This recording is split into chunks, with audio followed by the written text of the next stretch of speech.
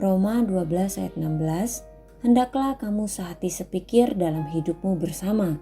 Janganlah kamu memikirkan hal-hal yang tinggi, tetapi arahkanlah dirimu kepada hal-hal yang sederhana.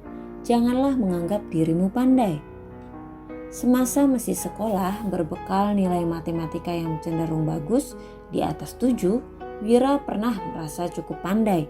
Alhasil Wira lengah dan tidak belajar serius menghadapi ujian nasional saat kelas 3 SMA. Hasilnya nilai ujian nasional Wira jeblok hingga di bawah 5. Ketika itulah Wira baru menyadari kesalahan fatal yang dia perbuat, yang dimulai dari sikap hati yang sepele, merasa diri pandai. Pelajaran yang sungguh berharga yang sedapat mungkin Wira berusaha agar tidak mengulanginya. Dalam godaan merasa diri pandai, sebenarnya terdapat semacam jebakan.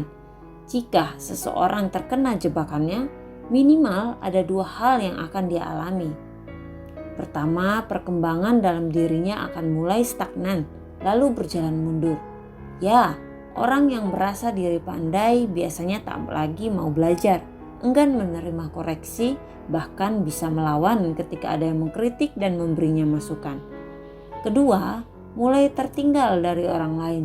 Ketika hidup kita mengalami stagnasi, orang lain akan lebih mudah mengungguli dan menjadi lebih baik. Kita pun akan sukar mengejar ketertinggalan. Sebelum berhenti merasa diri pandai, mulai belajar lagi dan berusaha mengejar ketertinggalan itu. Sejatinya manusia perlu terus berkembang dalam banyak hal, supaya grafik hidupnya tidak bergerak mundur dan ia mulai tertinggal oleh laju perubahan dan perkembangan zaman. Merasa diri pandai adalah cara tercepat untuk mengawali ketertinggalan dan keterpurukan dalam hidup kita yang sebaiknya dijauhkan dari dalam diri kita sampai kapanpun. Merasa diri pandai adalah awal dari kegagalan dan kemunduran dalam hidup.